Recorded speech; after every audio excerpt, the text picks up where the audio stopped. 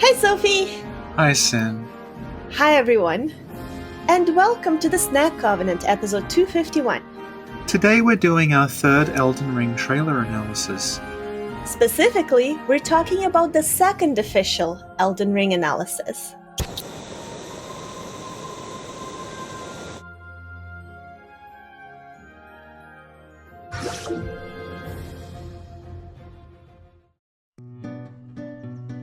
Hello and welcome to part 1 of Sophie and Sin's Elden Ring trailer analysis. Because this was recorded so soon after the trailer came out, during the edit, the two of them realized there were a lot of things they either forgot to bring up or hadn't noticed. Consequently, even by their standards, there's going to be a lot of notes, cutaways, and awkward edits. We all hope you enjoy this discussion. The trailer starts off with somebody who seems to have fallen in battle or something, right? Well, they cross the Sea of Fog all the way to the Riftland. And there's Chaël. And I think here it's interesting because it looks like she's gonna take the ring off. You see that movement? Yeah. Maybe she puts it on you to, help you or resurrect you. That would make a lot of sense, yeah. And she seems to be, encouraging the chosen one or undead or whatever we are here. Well, yeah, it's just the Firekeeper waifu again. Sorry. I'm sure she's a very well thought out character, I apologize. I think she's actually wearing footwear. Pre-order cancelled. There was this big discussion about what the hell is the Elden Ring. There were questions like, is it a literal ring? Because there's the blacksmith character smashing something on a dais that seems to be shattering. And if it is supposed to be this Norse influenced thing, it would make sense for it to be a ring, because it's the ring of the Nibelungen. Miyazaki sort of clarified in an interview that no, the Elden Ring is a metaphysical thing that's holding the world together. Uh-huh. But now we have an official press release that says, in the lands between, ruled by Queen Marika the Eternal, the Elden Ring, the source of the Erd Tree, has been shattered. And then it says that Marika's offspring claimed the shards of the Elden Ring known as the Great Runes. So the Elden Ring looks to be that symbol that we're seeing, the one that the game is using as a logo. That seems to be the Elden Ring. Mm-hmm. And I noticed that the one we get on the official title screen kind of box arty image. Mm-hmm. There's a more complex one you see in the background of one of the trailer shots, very briefly. It shows it overlaid onto what looks like a tree. Mm-hmm. And that sort of makes sense. It's okay, there's the Elden Ring, and it's holding the world tree thing together. Mm-hmm. If you look at the design of the Elden Ring, it's 6 circles that are overlapping in a pattern. So I'm wondering if, there's going to be 6 different offspring who all took, a different kind of part of it, because that would sort of make sense for, an open world thing. Yeah, very much so. Yeah. And it's interesting, because I also thought the symbol you're talking about is a tree, but we thought it for different reasons. Yeah. Because I thought the thing that we see represent roots, but actually you turn it upside down, and it looked like a tree. Well, it could be both. That's the thing. Because it could be the roots, it could be the branch. Also, Shadow Tower does that, where it's like an inverted tree. Oh, okay. Yeah. But also, we don't really see the top part. You know what I mean? What's on the other side of the... Yeah. And also, it sort of goes without saying that, the press release mentions the Golden Order. Mm-hmm. And, of course, the Elden Ring design is gold, the tree is gold. There's all this gold energy everywhere, so... Yeah. I said this when the first trailer came out 2 years ago. When you see the cinematic of them fighting, and then as the big guy is stabbed, all this gold energy starts leaking out of him. And you can see from the corpses on the ground, the gold energy's coming out of them as well. And I thought, that's just going to be souls. Mm-hmm. This game's version of Souls or Blood Echoes is going to be this golden energy. Mm-hmm. And that seems to be confirmed by them talking about it being a golden order. The other thing that this press release does help with is that it specifies that The shards of the Elden Ring are called the Great Runes, and it capitalized it as a proper noun, like Great Runes. Mm-hmm. So when this game was first rumored, people said it was called Great Rune. Right. And the fact that Great Rune has now shown up in the official press release, that says to me, okay, those old leaks were genuine. There wasn't someone bullshitting that From were making this game and they happened to get it right.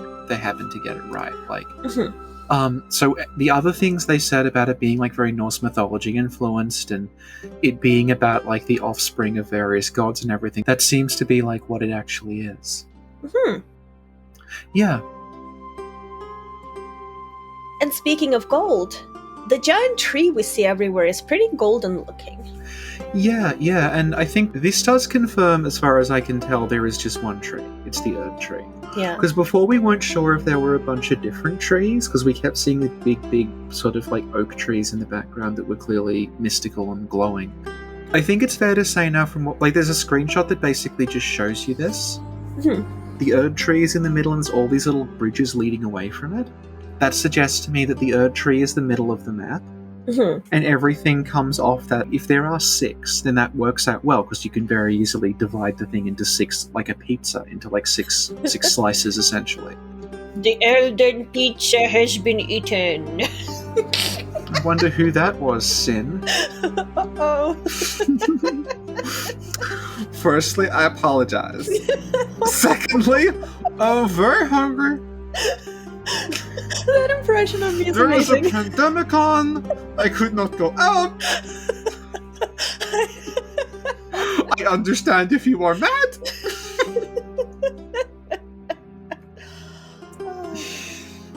Yeah, so it looks as if there are possibly 6 bridges radiating out from the Erd Tree, but they all look to be in various states of disrepair, like broken. Sophie? Yeah. Maybe with each quest you complete, or with each prey you slaughter, a bridge comes together.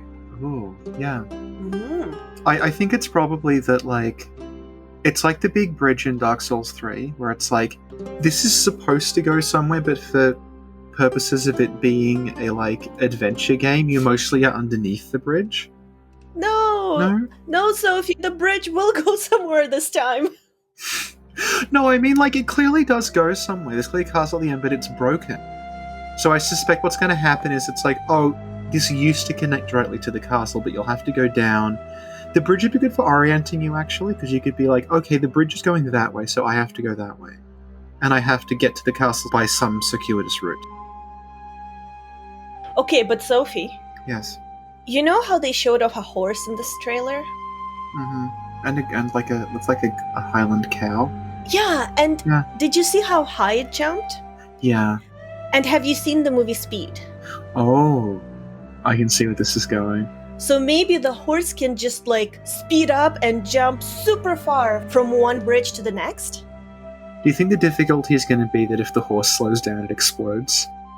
That's the contribution of George R.R. Martin to this game. Thank you, Sophie. Thank you, Sam. Generally speaking, one thing that I really liked, one shot of the trailer looked like the sea in Majula. Right, yeah. So I'm hoping there's an area that is reminiscent of Majula at some point in the game. But if the game's got a day-night cycle, then like every area could be reminiscent of Majula, because it could be sunset anywhere. Am I finally going to get my Majula the game? Do you wish they'd made like a Dark Souls version of Fallout Shelter, where you just had a little Majula on your phone and you sent people there? No. Okay. There's only one version of Fallout Shelter, Sophie, and it's Fallout Shelter. My apologies, continue. And the way you summon the horse, it's kind of reminiscent of the way you summon the snake in Bloodborne. That's common to real horses, though. Oh yeah? Less so to snakes. I know neither snakes nor horses. Well, you know how like our character starts and they're lying on the ground, and then maybe it's the Emerald Herald, maybe it isn't, shows up, and she like puts the ring on your finger. Yeah? and you were like, they must be very tired. I would draw your attention to a line from the press release, which is, "Ye dead who yet live." Oh no. I think we're fucking undead again. Again. I feel like for once, can't we have like a happy character? Yeah, I think like it's important for From Software to realize that like older games had you die and start over without it needing to be like factored into the plot. Mm-hmm. Like Mario is not actually undead. He just collects coins, and every 100 of them he gets another shot. They don't need to explain it beyond that. I agree with that. I feel like I appreciate that they try to incorporate the gameplay and the mechanics into the lore. Yeah. It doesn't have to happen every single time. And like the Surge, the true Dark Souls 3, when you die, you respawn, and all of your stuff is still left on the spot you died, like in Dark Souls. Mm-hmm. And they don't need to explain that with the souls are on your... it's just there because it's not real. It made sense in Dark Souls because the whole plot is about like being undead. Mm-hmm. They can do other stories that aren't about being undead. Yeah. Maybe one day they will. Maybe one day they'll make something that's not this, because it's been about 10 years since the last Armored Core game. Oh, you know what? I'm gonna make a prediction. Yeah. Next game they release will be an Armored Core game. I think it'll be a mecha game. I don't know if it'll be Armored Core. You got the Elden Ring release date wrong by 2 months. That's pretty impressive. The same thing, I predicted the Dark Souls remake within a couple of months as well. Yeah. You're saying that so seriously, like you actually think you're psychic. No, that's true, and also within a couple of months I had predicted a Dark Souls remake. In the joke trailer analysis I made like 3 years ago of Ariandel, Yeah.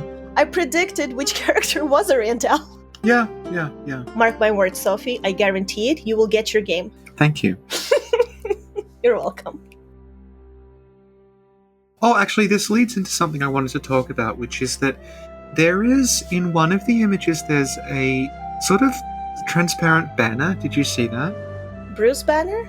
Well, possibly. Yeah, I wasn't paying attention, but like there's like a banner on a pole, but it's transparent. It looks like a ghost. Okay. It's sticking out of the ground. And like, I am wondering if that is to do with like a territory capture thing. Because it doesn't look like it's supposed to actually exist within the world. Like, hey, here's a magic ghost banner. It looks more like it's a marker saying a banner could go here. Because I remember the early leaks that called it Great Room. Mm-hmm. They said something like, you ally yourself with... It's like a covenant system. Like, you ally yourself with the kingdom by doing that. Because the reason I said Armored Core made me think of that is that the last Armored Core game they did had a sort of territory capture online mode, Mm-hmm. where when you created a character in that game, you had to pick a faction you were going to work for. Mm-hmm. And then the way that the online worked, basically, is that as you won for that faction, like, it kept tabs on everyone's online. Right. So as the people from one faction were doing better, that faction, like, sort of, even if you weren't playing online, it would say this faction's doing well because they're basically capturing more. Mm-hmm. So I'm wondering if it's something like that. I thought for a bit they might be like the bonfire equivalents, like the banners. The thing is, it's huge. It's like the size of a tower, this banner. Okay. And also, I'm pretty sure the bonfire equivalents are these little obelisks that you sometimes see. There's a couple of shots where you see like these little stone markers that are about twice the height of a person, and one of them is glowing, and it made me think, I wonder if that is the checkpoint. Oh. Because that would sort of make sense, but like, the size of this lad that is a banner. I'm just wondering if, like, if there's some system, maybe it's a covenant, maybe it's online, I don't know, where you've got to plant banners to sort of, like, stake out, say, this is mine. We have to keep in mind this was in parallel development with the Dark Souls 3 DLCs while they were being worked on. And that's got the Lothric War banner in it, which is a really weird thing that they added, and I'm like, why did they add this banner? And now I'm starting to think maybe banners are kind of a deal in this. If it's specifically about, like, there's 6 kingdoms and they're feuding with each other, the idea that, like, it would place an emphasis on sort of heraldry, and, like, you siding with one of them, I think that sort of makes sense to me. If you think about, like, Dark Souls 3, there's all these different areas, but outside of Sullivan and Lothric fighting, they're not really interacting with each other much. It's not like there's a war between, like, Farron's Swamp and the Profane Capital or something. Whereas this, like, they specifically say, there's 6 of these demigods, and they're all fighting each other. So it sounds like it's a bit more sort of active. And, like you said, in the trailer we see a day and night system. Yeah. Which is something they tried to implement in Dark Souls 3 in some form. Well, the difference here is this looks like it's a real-time system, like it's actually progressing from day to night. The thing about Dark Souls 3 and Bloodborne had a day-to-night system, but it was just like as you progressed through the game, the time of day changed. Dark Souls 3 looks like it did actually have the ability to make it either dark or light as you were playing it, but that's not necessarily the same as, like, a day-night cycle. Well, this makes me think that they might take things from previous games that didn't necessarily work out. Yeah, horses. Yeah, horses. And implement them well into Elden Ring. Yeah. You were talking about checkpoints earlier, and at some point in the trailer we see our character resting at a bonfire at night. Yeah. And I thought that was a really pretty shot. Yeah. And I thought that was going to be some sort of a checkpoint, or maybe travel, or maybe the usual bonfire thing. Yeah, I don't know, but I did notice there's these little, like, obelisk things that seem to show up more than once. Like, you could make a bonfire by them. Oh. Because if it's going from day to night, then, like, you wouldn't necessarily always need a fire going, because it wouldn't always be, like... And making bonfires is something that was supposed to be in Dark Souls 3 at some point. Yeah. So maybe we can make bonfires here. Yeah. Bonfires might actually be a way of progressing the time of day. When you think about it, like, maybe you could, like, rest at a bonfire for this amount of hours. Like in Fallout, you can sleep in the bed for this amount of hours, but you can't sleep if there are enemies nearby. No. Wouldn't it be funny if they actually did show off Fallout 5? But I didn't know because I didn't watch this whole E3 Summer Game Fest thing. Yeah. No, it would not be very funny. I'd be very upset. Okay. Thank you, Sophie. Thank you, Sin. So, let me ask you, what did you think of the lady with the arm? The Bionic Valkyrie. Yes. She basically looked like she did in the 2019 trailer. I didn't realize that she was that tall. It's from. All the bosses are like twice as tall as you. Do you think she'll have the same effect on the internet as the 8-foot vampire lady did? Well, on the basis of, like, what I've seen, she kind of already has. Neat. Yeah. No, she looks super cool. You see her face in this? You don't see it in the 2019 trailer because she's got the visor on. Yeah. And you can see that, like, her face is also, like, kind of coming apart. All the, like, cracks and pits in it. Yeah.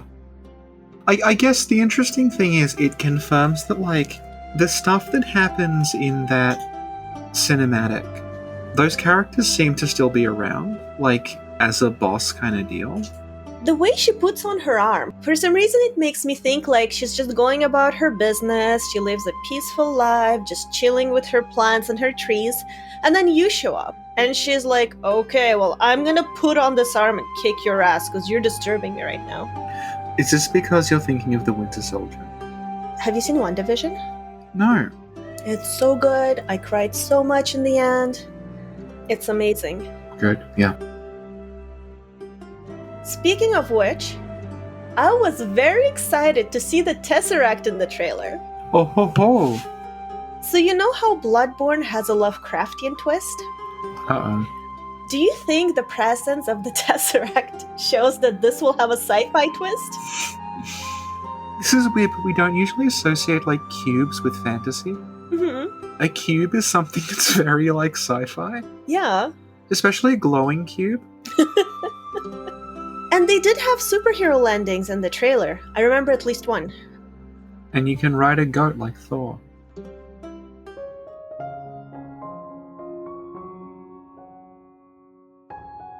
Hi, Sophie here. A tesseract is a four-dimensional object that is to a cube what a cube is to a square.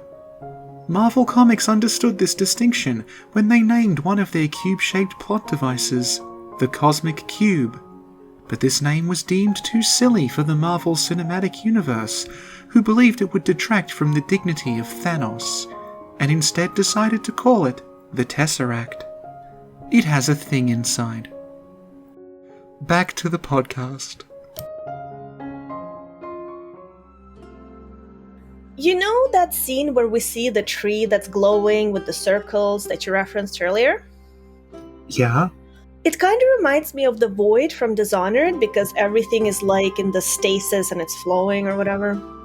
I have a lot to say about that room, but we'll talk about it later. Oh, okay. Okay. So there's an elephant in the room, and the elephant is made of severed arms. OMG, elaborate. The first thing we ever saw in Elden Ring was a guy holding up an arm, and then a whole lot of arms appeared behind him, and they seemed to be stuck to his body, and we were like, ooh, that's weird. Mm-hmm. Then we noticed like the Valkyrie lady had a metal arm. We were like, what's going on with the arms in this? And then this trailer dropped, and it is fucking Uncle Miyazaki's arm stand. He's just out the front like, hey kids, who wants some arms? You like arms? Come over here. It's just like there's arms stuck to other arms, there's arms made out of arms, there's arms hanging from the ceiling, there's like at least 5 different characters I saw that are made out of arms. There are giant hands coming toward you or grabbing you. They might have an arm on the end, we don't know. The thing I noticed specifically is that there's a character shown off at the very end of the trailer. This is the point at which I'm like, oh, is it necessarily just arms? Because in this way that I was like, it'd be really cool if like Elden Ring was like Armored Core, but you could build your own body out of body parts. Mm-hmm. The guy at the end of the trailer has stuck a dragon's head on his arm and uses it as a flamethrower. Are you sure it's a guy? I thought it was a waifu. Well, we're not sure because it's basically just a pile of arms. And then like there's that character that you see earlier that seems to have a scorpion tail. Mm-hmm. So I am wondering if it is actually specifically like arms, or it's just like a way to make yourself stronger through some sort of necromancy, because you'll notice like I think it's like a really buff version of Prince Lothric basically, who has the dragon head like flamethrower arm. The other arm is a whole lot of little arms that are all holding axes. Yeah. So I'm like, is it actually like that arms are important on some like symbolic level, like, oh, arms, we need arms, there's some use for arms are really important? Or is it just like, well, an arm is like a thing you hit stuff with and you can hold weapons with it. So more arms, better at fighting? It's like, oh, I can octuple wield weapons now. Because like we've now seen like there's at least like a guy with a dragon head and a guy with a scorpion tail. So it just seems like it's like an open season on body parts in general. And there's also like the snake guy who we saw concept art of, where it's like, okay, the guy stuck his head to a snake. So it almost seems like we're just like borrowing the powers of different things by grafting them to our body. Mm-hmm. And it's possible like Xenolalia was talking to me about it, and like I don't know really, because like it's like not a particularly like clear shot, but she was saying like when that scorpion tail guy is fighting and he's conjuring up weapons with an arm, that arm actually seems to be different to his other arms. So it's like, did he graft on the arm of like a wizard and like got residual power out of that arm? Mm-hmm. Like, it's just this whole thing about like, is the arm thing symbolic within the world? Is there a reason why it's arms, or is it literally just that arms are the things that you use to hurt people? So if you have like 16 arms, you can hold 16 weapons. If you had 16 legs, it would just be awkward. If you had 16 legs, you'd be a super gumbaroo.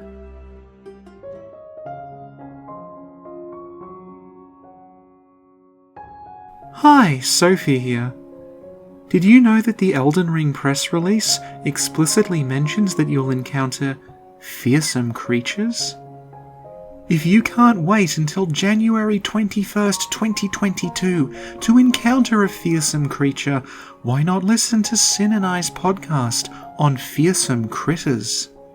Yes, where Elden Ring asks the question, what if Prince Lothric was really buff and made of arms? We ask, what if former Soviet leader Leonid Brezhnev was a bear made of rubber? Link in the description.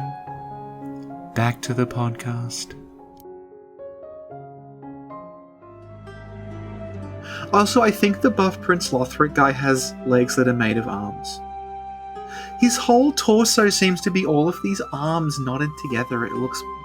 His head is tiny. This tiny little head on this vast torso made out of arms with a dragon's head stuck to it. It's like everyone is the Rotten.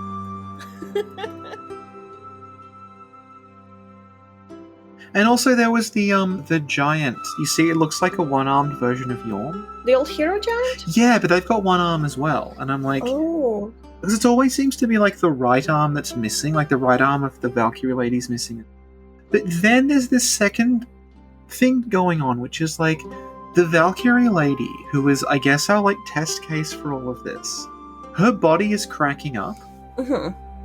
Like it's like all turning to stone, and then like you also have the blacksmith character who's also like fracturing and turning to stone. So is it that like beasthood creeping up the right leg? Mm-hmm. Is it that the cracks first happen in your arm and your arm falls off first? Because if that's true, then that might also explain why everyone is passing around arms, because it's like, well, this is a healthy arm. That's why it's offering it to you. Like, this is the arm of someone who's not afflicted by this shattering thing. That reminds me, in Bloodborne, you know the Yharnam look? There's a symmetry, one arm is longer than the other. Yeah. And also, you know the blood-drunk eye? Yeah. So what you're saying, it makes me think of a mix of both those things together. Yeah, yeah. Speaking of eyes, did you notice the eye that I think might be a cyclops? Yes! I was thinking the same thing, because it's like this perfectly symmetrical eye. Yeah. The other thing about it is it had a lot of, like, hair around it if you look at it. Does it have any eyelashes? Doesn't look like it. It could be a cyclops, because if you look at it, there's what looks like the bridge of a nose underneath it. And then I was wondering, like, do we even know if this is a face? Like, this could just be on someone. And then I was like, it almost looks like someone's mouth with an eyeball inside it, but I don't think it is. It's also possible it's not a cyclops, it's someone with 3 eyes. Like, there's one in the middle of the head, like, above the nose bridge. Mm-hmm. It's also possible that it's some sort of a Brutus-like creature. Yes. Because a Brutus has many eyes. Yeah, yeah. Well, this has many pupils. Yeah, what's up with that? It's like a whole lot of little dark signs.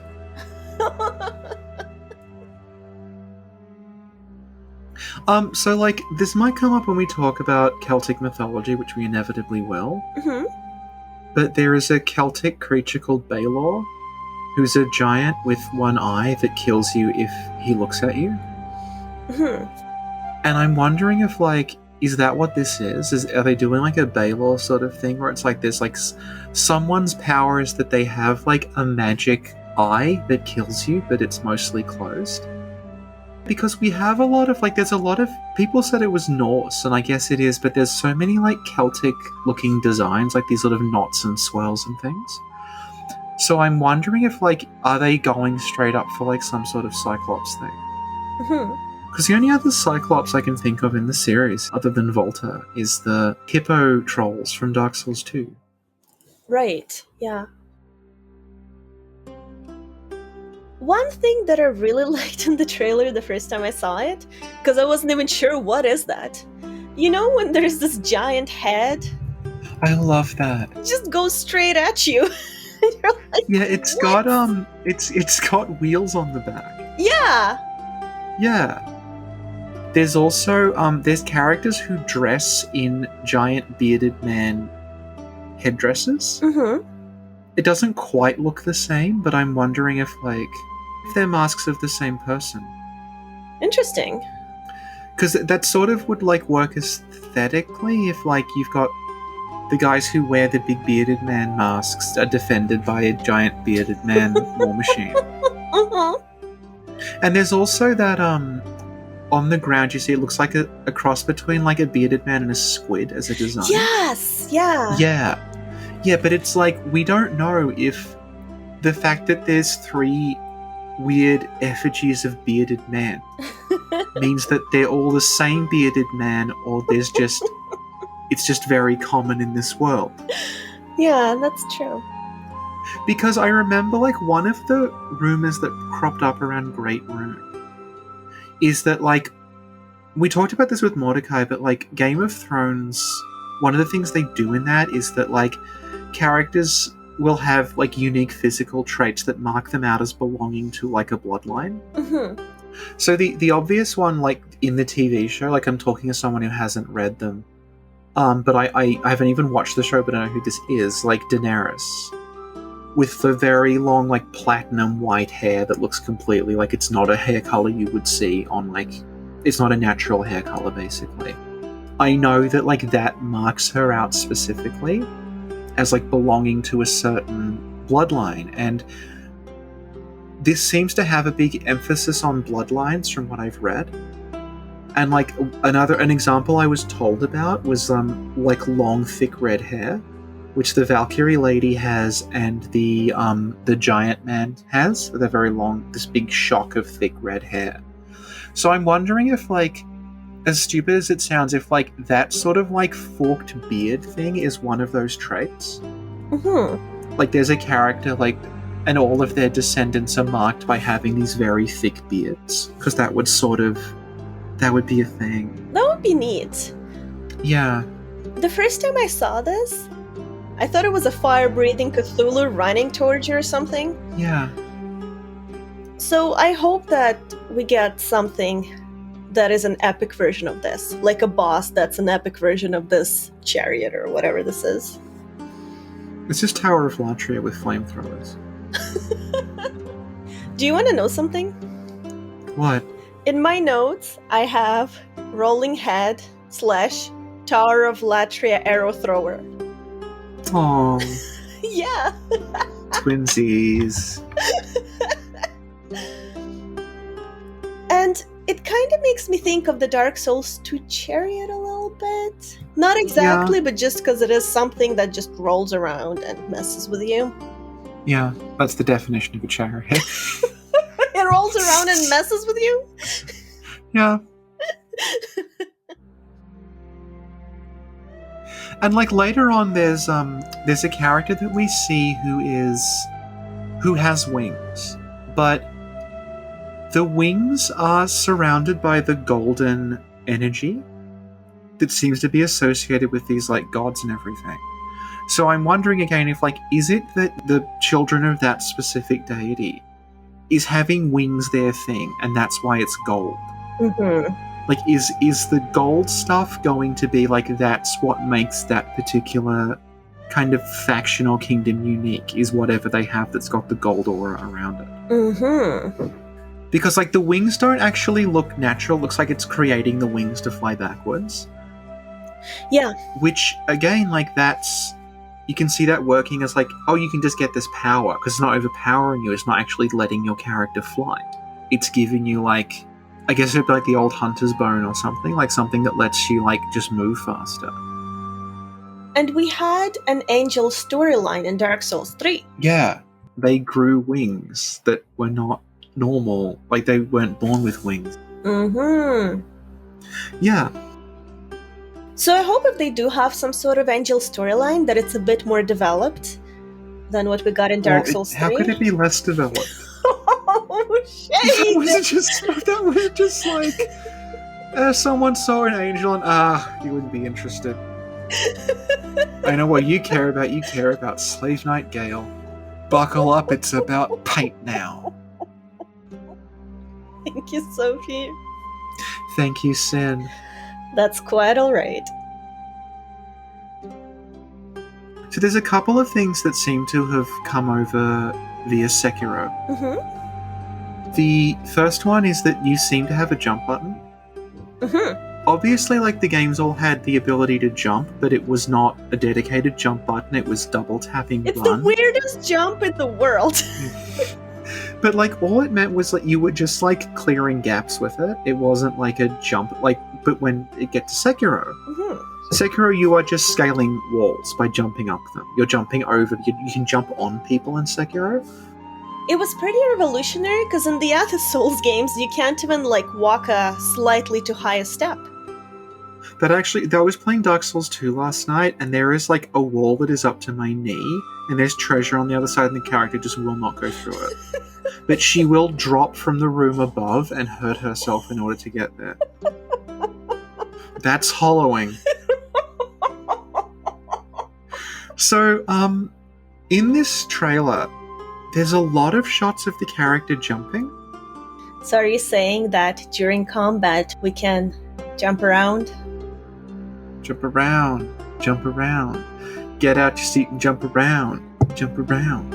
Jump up and get down. Jump, jump, Oh, jump, yeah. jump. Like different jump songs. I've never heard your jump song. Have we both heard Jump by Van Halen? Might as well jump, jump! Go ahead and jump. No. We've just got 3 copyright strikes.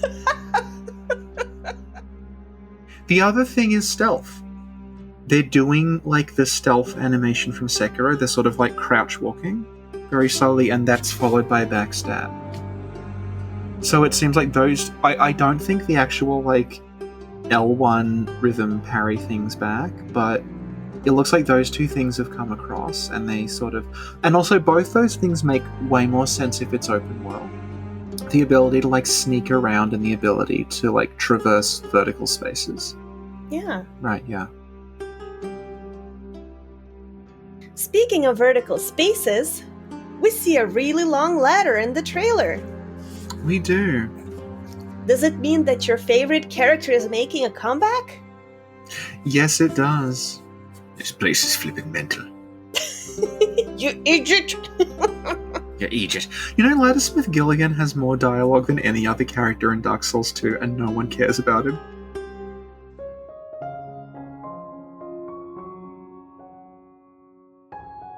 Hi, Sophie here.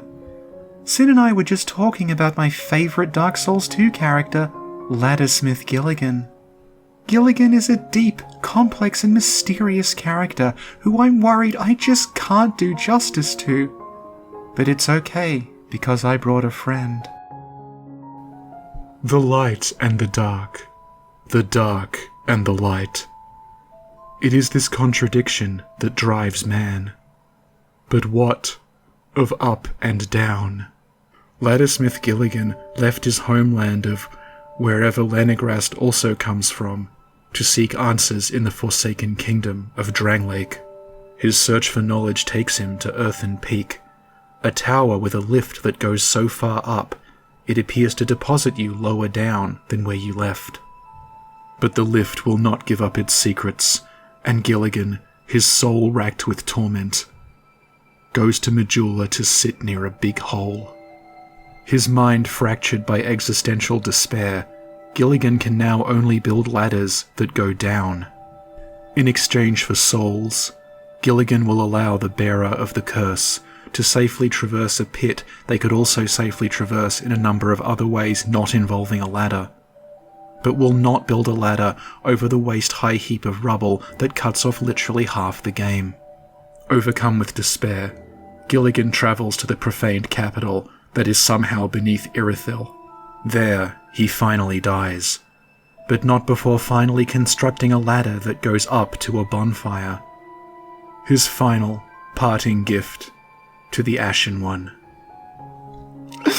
Oh my god, that was so sad. Back to the podcast. Or do you want to talk about how, like, characters' weapons sort of appearing out of thin air seems to be a thing? Yeah. Yeah. That's it. That's all I have to say. It seems to be a thing. When the scorpion tail dude is doing it, it's the gold energy again. So I'm wondering if, like, it's that? Like, you have some sort of, like, divine power that lets you summon weapons? I thought that looked really cool though in the trailer when the scorpion weapon disappears and then you see the blue weapon appear. Kind of like a lightsaber. Yeah, which they did in Ring City. In what? Ring City has a lightsaber in it. Oh really? I don't remember. It's a dagger that's just a hilt, and then you turn it on and this, like, laser blade comes out.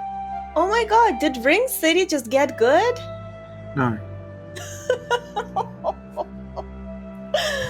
Thank you, Sophie. Thank you, Sin. Another thing that reminded me of Dark Souls / Sekiro is this giant centipede or something you meet around the corner.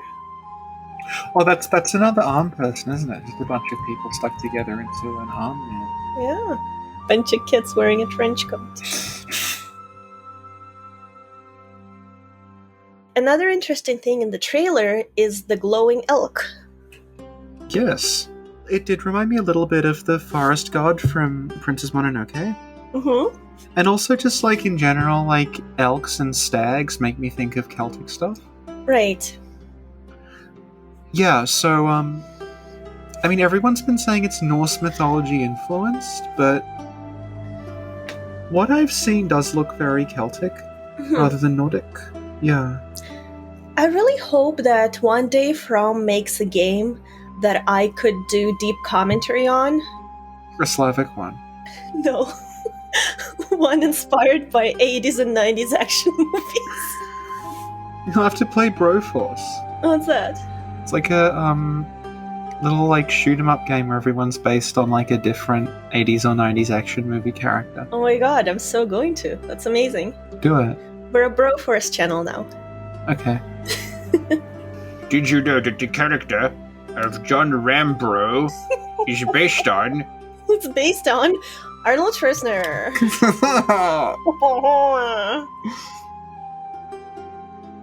So the lady that we meet in the very beginning, and that's narrating part of the trailer, possibly, Yeah.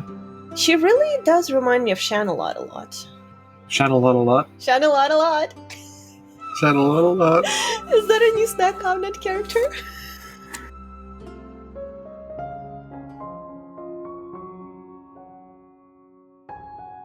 Hi, Sophie here. This is another one of those notes that Sin puts in because she can't think of an edit point and needs to distract you as we switch topics abruptly. However, this time I have something to talk about that's actually kind of on topic, and it's flowers. Basically, if you look at where the Tarnished is fighting the very buff Prince Lothric made of arms, it is a graveyard, and the flowers and trees around it are all glowing gold. This made me wonder if the graveyard is full of people who have that golden energy in their bodies, and that's why the foliage growing above it is gold. This is somewhat akin to the Japanese belief that cherry blossoms are red because they're stained with the blood of the people buried beneath the trees, and by Japanese belief I mean it was in a manga called Tokyo Babylon, and a lot of people ran with it. If you're curious, the Tokyo Babylon OVAs are available right now on YouTube, illegally because no one really gives a shit. Back to the podcast. Oh, I think I found out the third eye thing. What is it?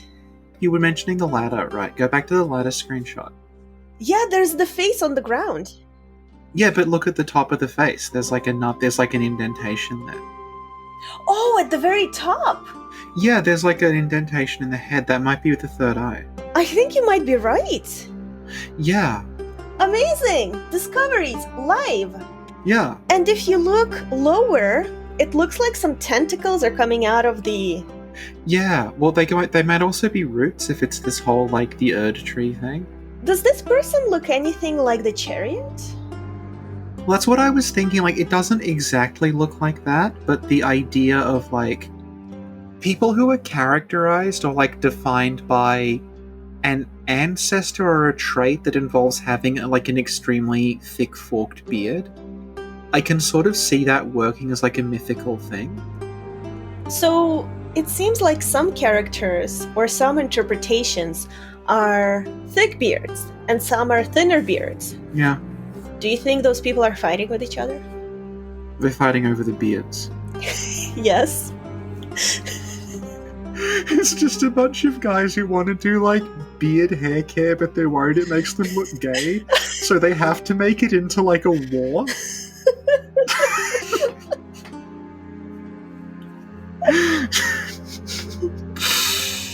That's the headcanon, I'm sorry.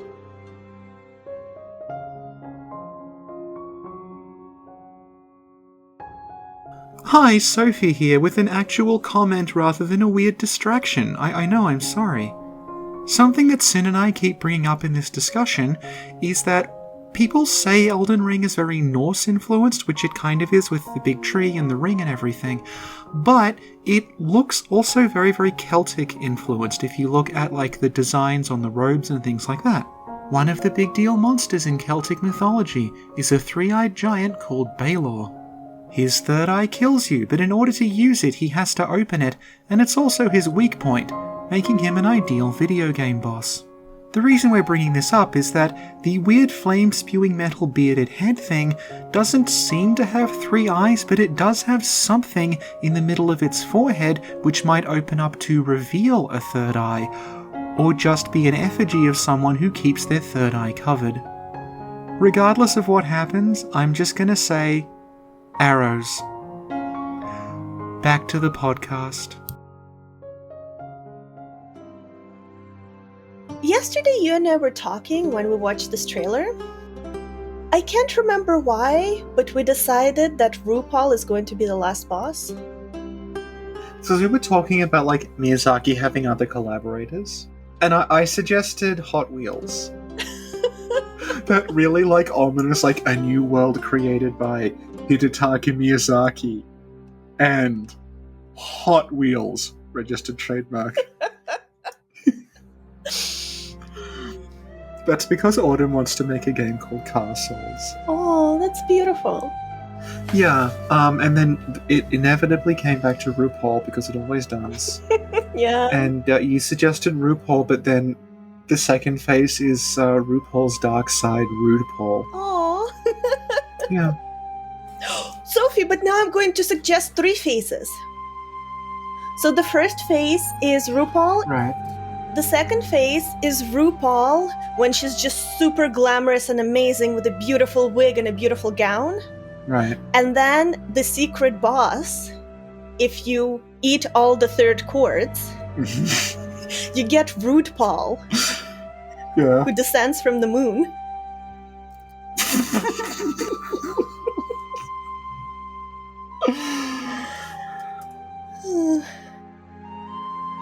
This has only been going for 72 minutes and it feels like days.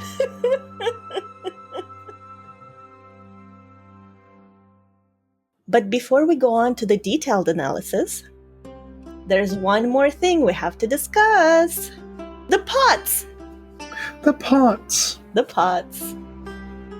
Sophie, talk to me about the pots! So, early on in the Elden Ring trailer, when they're trying to establish the tone, that it's like a dark fantasy world in the aftermath of a war between the gods themselves, one of the things they decide to show you are what appear to be enemies from a Mario Brothers game. They're like little pots with arms sticking out the side, and I feel like I see them and I just have this instinct to like jump on them and get a coin.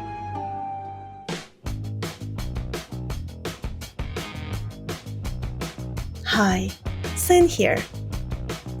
In his interviews, Miyazaki mentioned that Dark Souls 3 bosses will have a very dignified feel to them. The specific screenshot featuring the cute pots on Verger remind me of the area where you find the cursed, rotted Greatwood. A very dignified boss you damage by repeatedly punching in the testicles. Back to the podcast.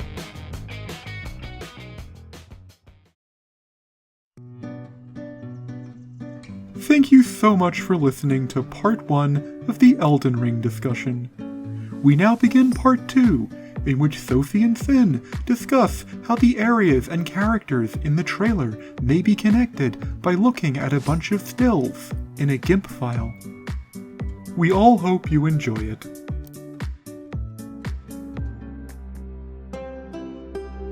This is the part where we're going to start going through, like, kind of the imagery in the trailer and, like, kind of showing how all these different areas are kind of connected, which we sort of touched on before, but I'm going to go a lot deeper into now. So, Sophie, can you explain the beautiful collage I'm looking at right now? I made this quite hastily by looking at screenshots and using the rectangle select tool to select them. Amazing. Yeah. So these are all stills from the various trailers and some concept art, so we'll start going through them. So I want to start with the giant things, which we're going to call giant things. They're not actually that giant. There's something we saw in the leaked trailer, the two, what we're going to call giants that were pulling that cart thing around. I think, like, the size of them was actually a perspective trick. Because we see the tarnished one fighting what looks to be one in the trailer. Right. This one here. And they're pretty big, but they're smaller than, like, a church giant from Bloodborne. They're just, like, sort of a big dude. Sophie, may I ask you a question? Certainly. Is that a giant beast patient? I was getting to that. The thing I wondered when I saw them is, like, were they specially made, like, corpse golem things that are designed to pull the thing around? But it looks like they just seem to exist in the world as, like a species. It seems to also look like they might be slaves. Giants being used as slaves is, like, a big thing in Dark Souls 3 that never gets developed. So I'm wondering if, like, that's what's happened. Like, these are just things that they have found and sort of enslaved to pull their cart thing around. And then you did mention a giant beast patient, and so, like, I've put this with the giants. I don't know if it's the same creature because it looks much skinnier. Yeah. But at the same time, it does look very similar, like, in terms of, like, its overall, like, body size and shape and everything. It may actually be, like, a female one, so it's, like, a little more slim than there's, like, a little less bulk around it. Or maybe it's just one that doesn't work out regularly. Yeah, I was gonna say, because it's wearing, like, a shawl over its face. I don't know if that is supposed to be clothing that it's wearing, or it's, like, that's been put on it by someone else. Yeah. Interesting. This is something we talked about before, which was the possibility that this eye thing, it may not be a cyclops, it may actually be this, like, 'cause it seems like there's an indentation for a third eye at the top of this mask, so we can actually kind of try bring out the detail on this part here if we want, by using the color levels. So this will sort of even it out a bit. How fancy. I feel like we're doing CSI. So yeah, it's possible that, like, fits there. Yeah, I think so. It's interesting that you also mentioned this could be in somebody's mouth. Yeah. And if you scroll down on your collage, Prince Lothric, Yeah. the skin that he has over his head, there's like right. thing, Yeah. like a jam Yeah. or something where the mouth should be. That's also what I was thinking, because that beard there, that could also be, like, cloth. It could be, like, loose, something loose and hanging rather than beard hair. Because you can see, like, the beard seems to be underneath that. Yeah. Like, there's the, and then, so up here. And then let's put this up here. So we have these along with our, like, weird, although those don't have third eyes, so maybe, but yeah, that sort of imagery of, like, the big bushy beard is, like, a thing going on in Elden Ring. Remember the guy who's like, it's basically Executioner Smo with a bell on his head that explodes? It's not a bell, Sophie. Have you heard of those electric soup bowls? Oh, I see, it's one of those. Yeah. Yeah, my mistake, I'm sorry. It may be having a slight malfunction. Yeah? Is it supposed to do this? Oh my god, Sophie! Uh-huh. This looks like Smo, right? Yeah? Didn't Smo used to eat people? That's true. That's true. So maybe this is Smo and he eats people, but he implemented this electric soup bowl onto his head so he can eat people more efficiently by making them into soup. Oh. And it's like right there. It's like those hats with like the bottles on them that you can drink out of. Yes. Yeah. So the reason I wanted to bring this up is that the chandelier that is next to them. Looks like a bell. Is it a chandelier? Yeah, it's hanging from the ceiling. It's got candles on it. If I hang from a ceiling with candles, am I gonna be a chandelier? Maybe in like some weird like human centipede scenario. Or like Beauty and the Beast and you're cursed to be a chandelier. Okay, good point. Thank you, Sophie. So like that chandelier thing seems to be the same one that was in the leaked trailer, where you see the guy cast the magic sword spell on Arm Boy. Okay. So they might be in the same area. And it also kind of lines up because the same chandelier is also in the room that has all the arms hanging from the ceiling. The arm room. Which, well, the thing is, like, if I didn't know any better, and I saw the arm room, I'd be like, oh, okay, it's the guy from the trailer. But it seems like collecting arms is just like a thing people do in Elden Ring. Like, everyone's got a bunch of arms stuck to them. So this could really be anyone. Unironically, though, I love the arm room. Because you know I love the scary, dark, whatever stuff. Yeah. Yeah. Okay, Sophie had a vision. So this is like a normal, regular castle with, like, sane people living there. It's quite a leap. What normal, sane people own a castle to fucking begin with? So the owner of the castle calls an interior decor company, right? Right. And they're like, I would like to have an art room in my castle. But because there's connection issues on their end, they're like, oh, you want to have an arm room? We got you covered. No, they were saying, like, we got this castle, we need something for the armory. Or you know how they have those shows where it's like random people redecorate each other's houses? Yeah. So it's like, your room was a little bland. So I added some arms. This is like House Swap, but it's like a British aristocrat in the family from Texas Chainsaw Massacre. Great. Just great. So those all seem to be connected. So the snow didn't get much attention.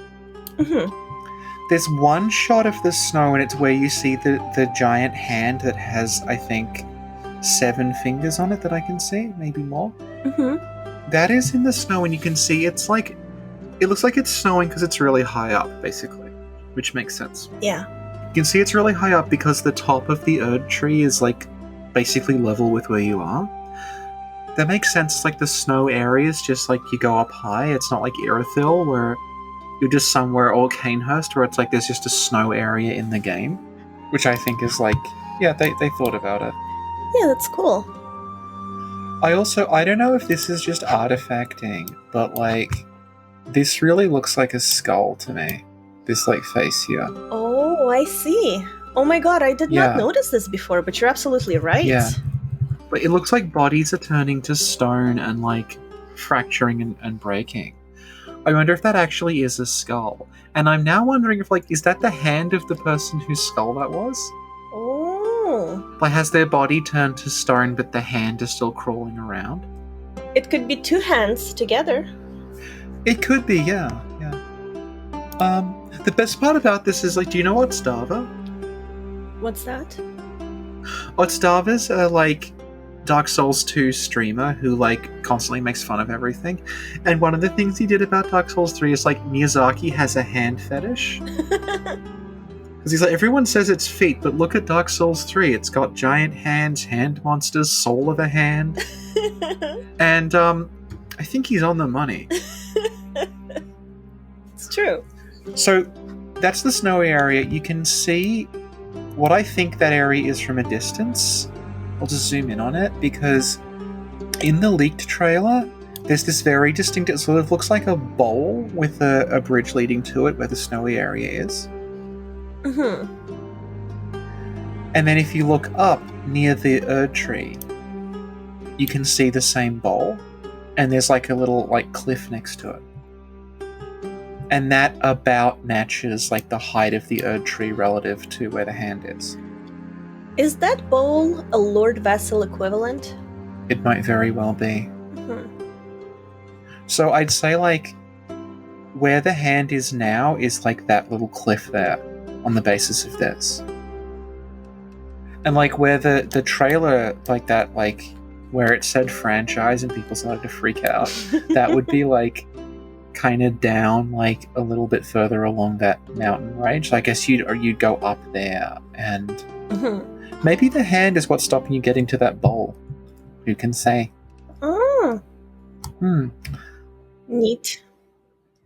Something else I noticed is I think that this area here with like the shattered wooden floor that you saw in the leaked trailer, it might be the not literally the same area, but like part of that you can see the character walk down in the official one, just because it has that like crisscross wood pattern on it with like a space underneath. Right. And if you look at the centipede from like a different angle, they're in like an underground cave, so it's not all like a man-made structure. Mm-hmm. It's not all like a castle or a dungeon. There's actually just like a cave. And you can't really see it because of the artifacting, but I've seen like a high-res version. And there's just a pile of bodies in the corner that are trying to get out. Okay. So yeah, it's like this area I think is like whole like underground. Like this might be like one of the dungeons, rather than one of the castles we see. Or if it is one of the castles, like you're going underneath the castle. Because like it's like a flooded cave. It looks kind of like underneath Ashina in Sekiro. Okay. Where Shichimen Warrior is, yeah. Okay, so now we're getting into like, this is neat. This looks like there is a furry kingdom, essentially. And I really like the shattered world thing because it reminds me of the void from Dishonored. Yeah. And remember how in Demon Souls there's a whole archstone that was all about beasts? Yeah, that is what immediately struck me, because there's the werewolf knight. And they are not in the room that the like other beast knight is, but like I am just assuming they're all from the same kingdom. There's just like a wolf kingdom. Is it a wolf lawyer kingdom?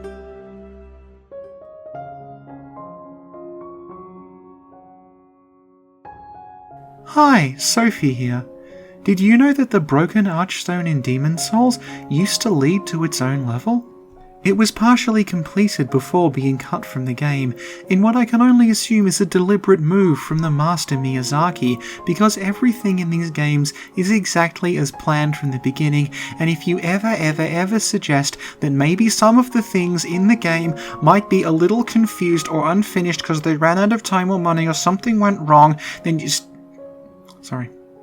Anyway, it was a beast kingdom full of beast people. There were hyenas, bears, and owls. Could this hypothetical beast kingdom in Elden Ring be the master Miyazaki returning to this theme after deliberately not including it the first time just to troll us? The games aren't supposed to make sense, so who can say?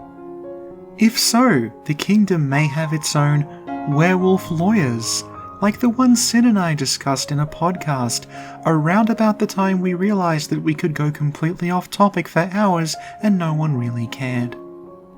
If you're curious, there will be links below to both the genesis of the concept of werewolf lawyer and the follow-up episode in which I completely destroyed my Amazon customer profile by downloading a whole lot of self-published werewolf erotica. Back to the podcast.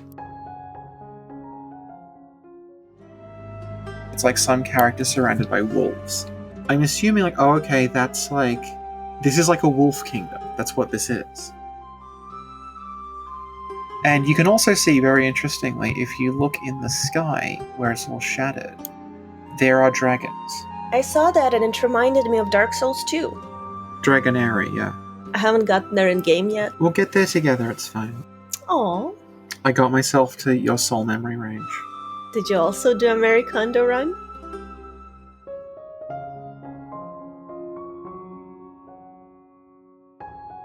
Hi, Sophie here. You've heard of the no death run. You've heard of the base soul level run. You've heard of the barehanded run. You've heard of the no damage run. But have you heard of the Marie Kondo run? The Marie Kondo run is an invention of Sin's and involves despawning every single enemy in Dark Souls 2 so that the areas are cleaner.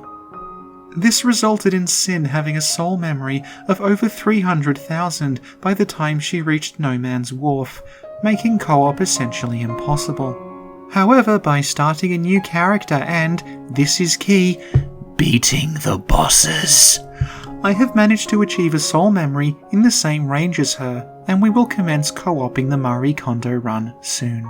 Will it spark joy? Tune in to find out. Back to the podcast. Thank you, Sin. There does seem to be like a beast kingdom, and like you see that one outside, like the howling, who just straight up looks like the berserker armor from Berserk. I'm guessing like that is the outskirts of the kingdom that this like ruined castle thing is in. And like it's interesting what you said, that like it's sort of like the bits of broken like stone and everything are they're like sort of, they're held in midair. Mm-hmm. This is not like an in-progress shot of it being like blowing up or something. Mm-hmm. This is like, there's something, and you can see like those dragons seem to be around the Erd Tree. So it seems like there's something about like the shattering of everything around the Erd Tree is making this thing disintegrate very slowly. Right. We also have, this is a Xenolalia thing she sent me. Mm-hmm. The portrait of the king, we assume it's a king and they've got a crown on. The portrait of them in, there's like this thing where you basically see it's like the Frida and Wilhelm or Astraea and Gal thing, where it's like there's like the holy woman and the protector. Yeah. So we're back in that place again. There's like this statue of a king behind them. Mm-hmm. And Xenolalia said that king looks an awful lot like the snake guy. Yeah, to the point where it almost looks like it's the same reference image. They just stuck it on a snake. That's, again, it goes back to this thing we're bringing up that, like, it does mostly seem to be arms, but people just seem to be sticking, like, anything they can, like, on their bodies at this point. Because, like, we have, like, mostly the arms, but then there's, like, a guy with a dragon for a hand. Mm-hmm. And a guy with a scorpion tail. And there's a guy whose head is in a snake. Yeah.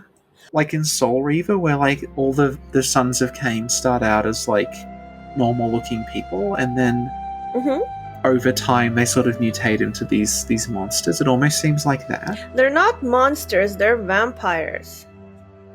A vampire is a kind of monster.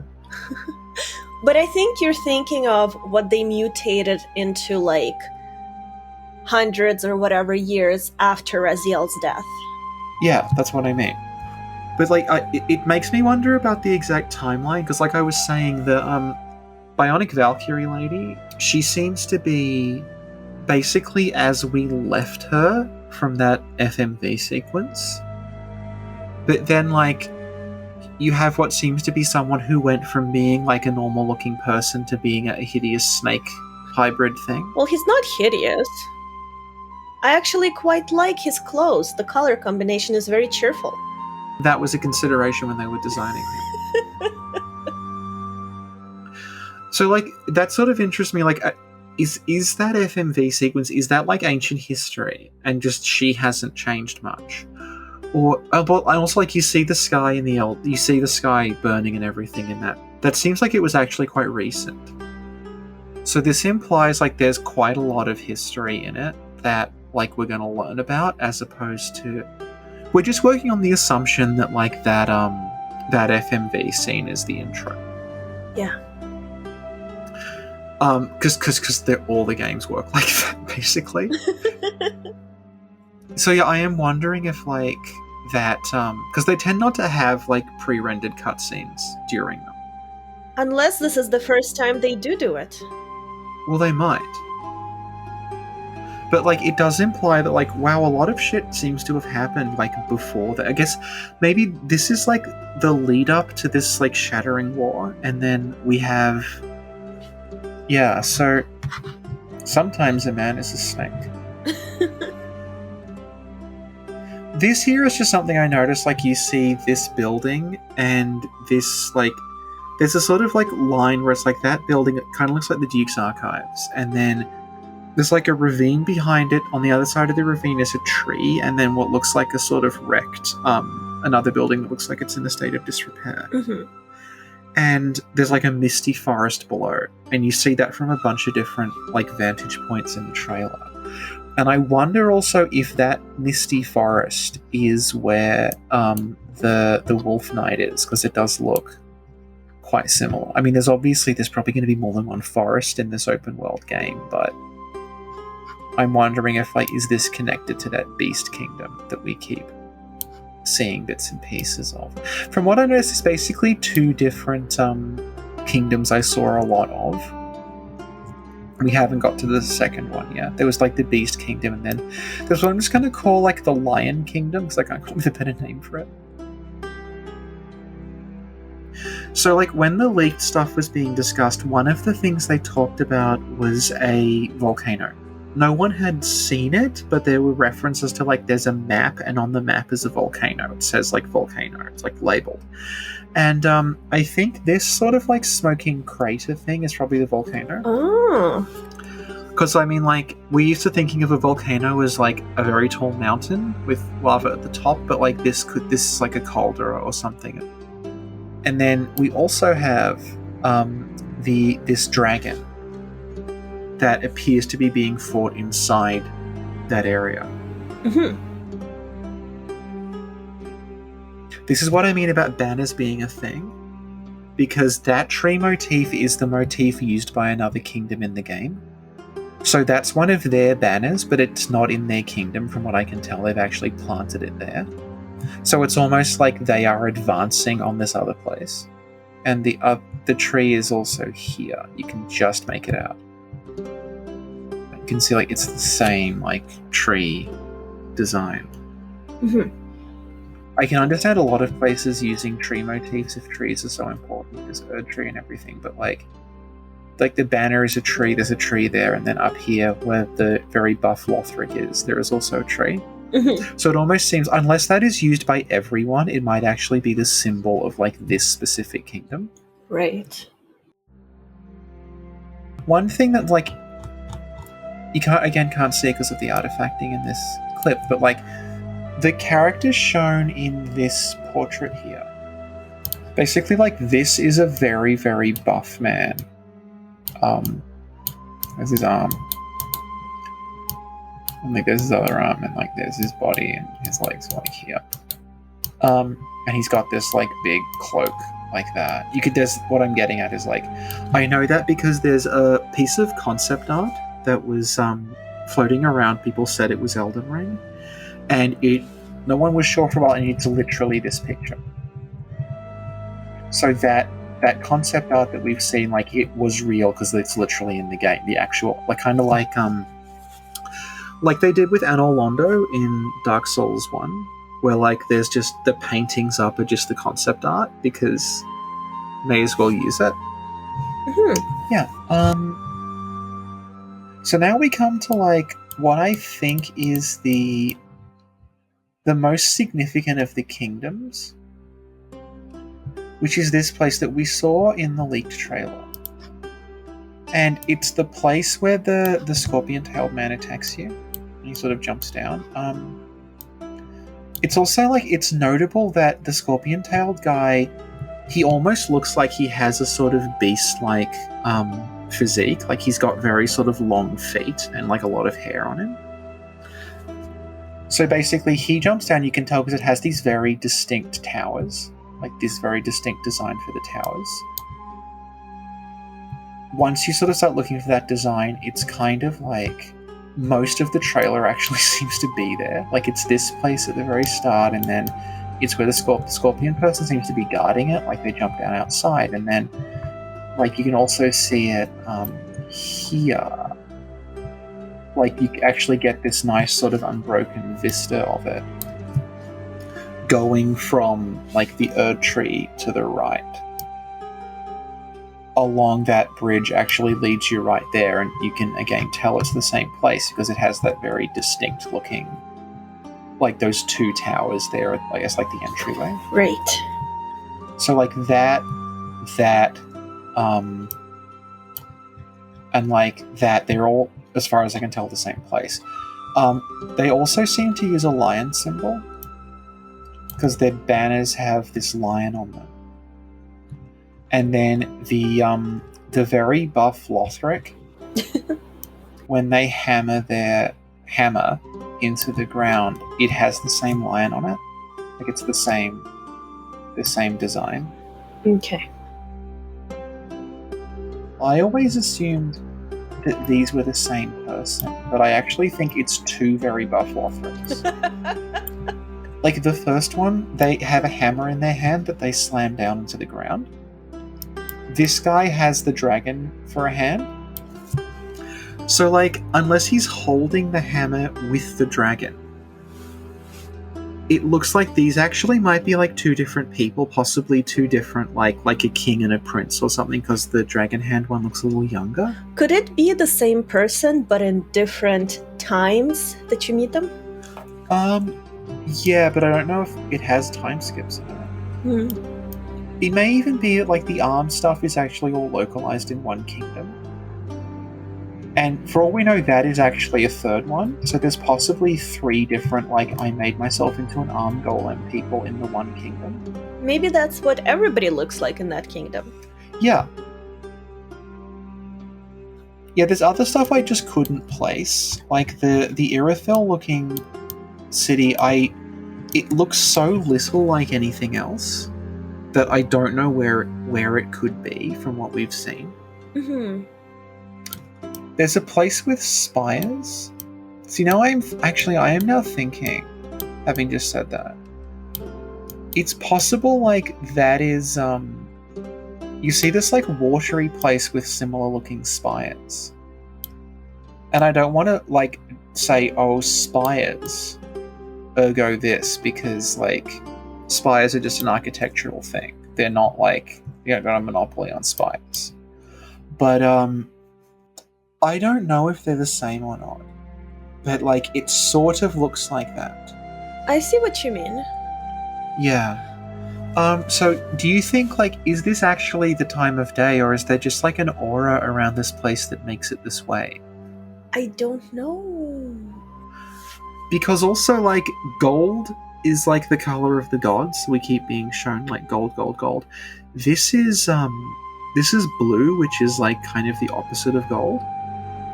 So I'm wondering, is this like anti-god energy or something? I love gold. Swore I wouldn't say it. I'm so sorry.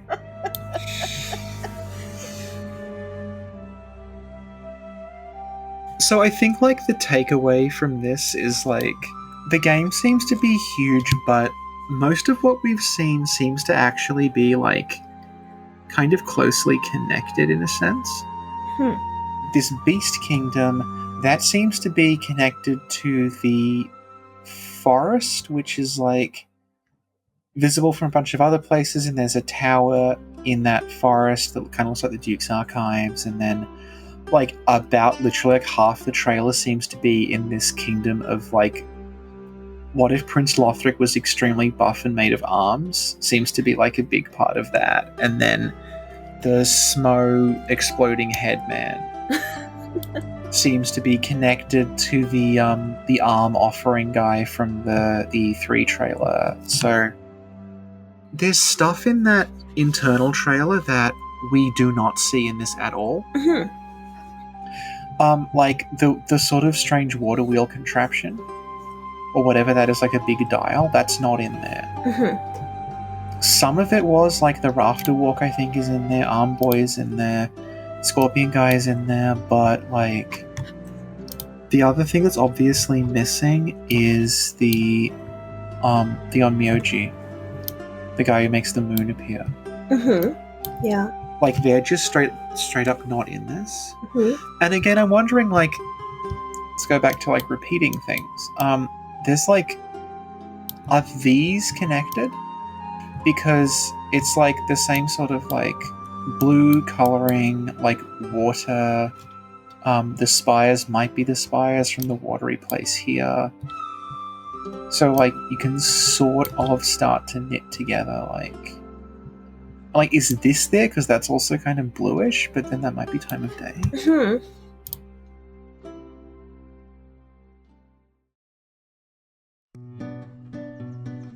Welcome to part 3. There wasn't supposed to be a part 3, but they forgot to bring up a number of things in part 1.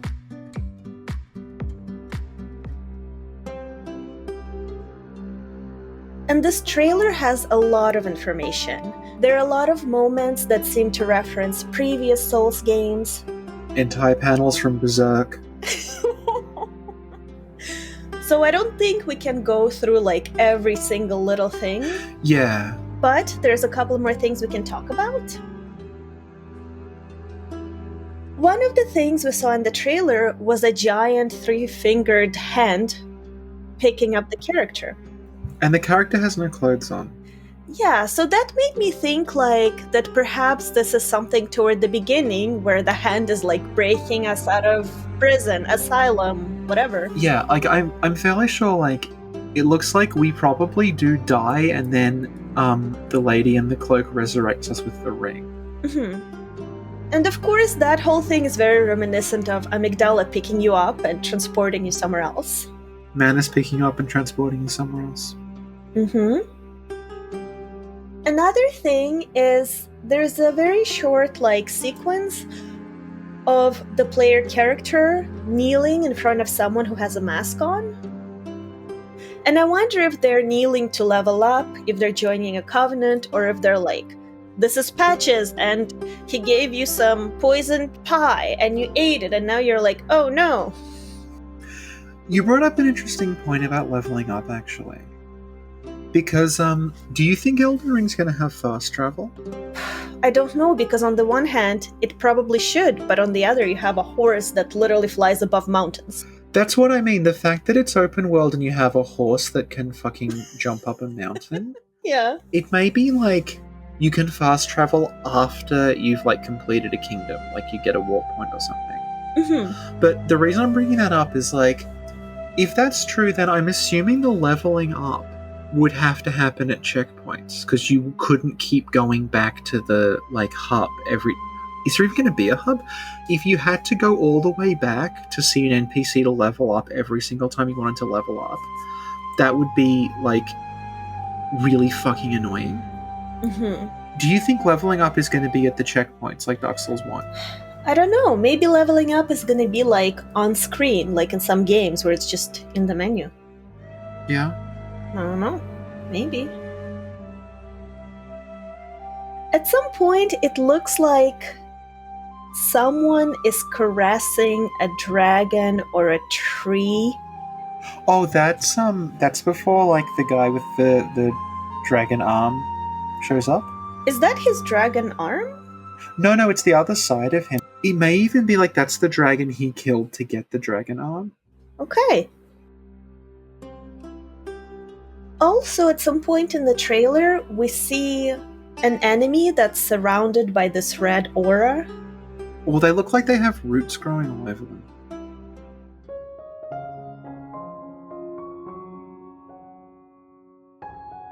Hi, Sophie here. Sin and I went a little off track. I know, it does happen. And she forgot to mention that she thinks the guy covered in a red aura could be an invader because the Dark Souls games have tended to use red to denote someone invading you. She also wonders if he could be from the Elden Ring Ludwig kingdom, because Elden Ring Ludwig throws red stuff at you. If you found any of our commentary inane and pointless, I'd just like to remind you that when we were watching the live reactions, people were actually yelling, "Oh my god, phantoms confirmed," as if there weren't going to be phantoms in what is clearly Dark Souls 4. Back to the podcast. When we talked about this trailer earlier meaning before we started recording, we both thought one thing was particularly interesting. The giant bell turtle. Oh, the bell turtle, yeah. That's a cutie. Yeah, what is that? It's this thing that, like, Elden Ring seems to be doing where there's just, like, things on the map. Like, the cart pulled by giants seems to be one of them, and the bell turtle seems to be another, that are just, like a roaming sort of thing that I guess you can avoid if you want to, but you'd have to engage with. Like, it had things, it had, like, a building on top of it. So I'm wondering if, like, maybe you hit the bell and it stops moving, and then you can get on the bell, on the top, and, I don't know, Yoshka's there. Art thou a bird? There's also another important thing we haven't talked about yet. Uh-huh. The knight reading the book. I know he's supposed to be reading a book, but to me he looks like there's like a bug on the table he's looking for. Because his head is just flying back. He's like, where is it? Where is it? Where is it? Where is it? Where is it? When I first saw this, do you know what it reminded me of? Remember that movie about the robot? And the robot looks like Wall-E, and at some point he reads a book really fast? Short Circuit. Short Circuit.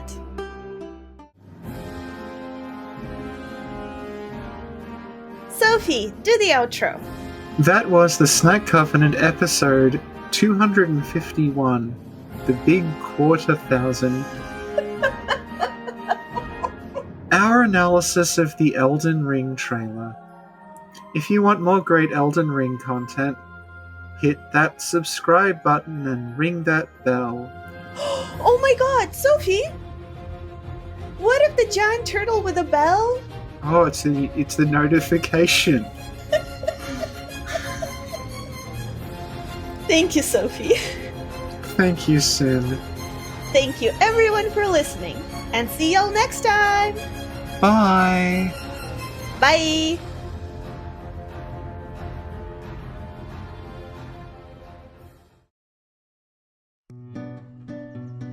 Thank you so much for watching and listening to our Elden Ring trailer analysis. We're sure there's a lot more to say, but we're very, very tired, and Sophie and Sin need to record something about the Firekeepers from Dark Souls 2. For more eventual in-depth discussions of Elden Ring, remember to hit the subscribe button and ring that turtle.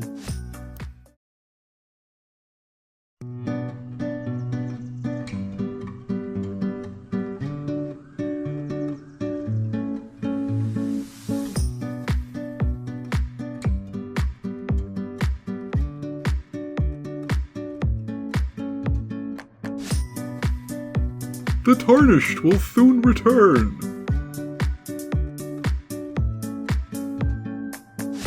Guided by Grace Once Lost.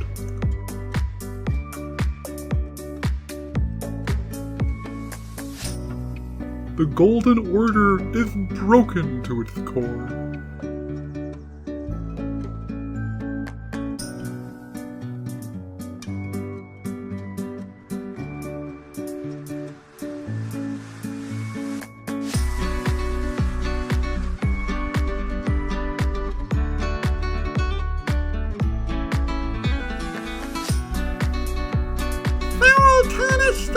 touch of the Elden Ring.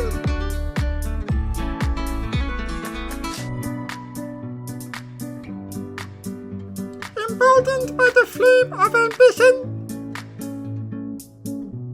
someone must extinguish their flame.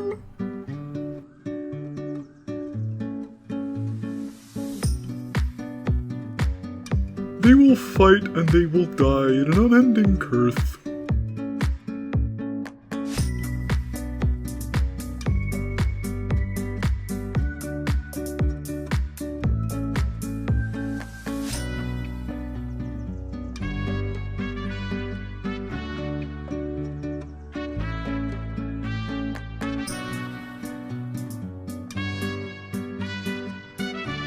For how else is a champion or lord to be born? Well, a lowly tarnished playing as a lord? I command thee! Yeah!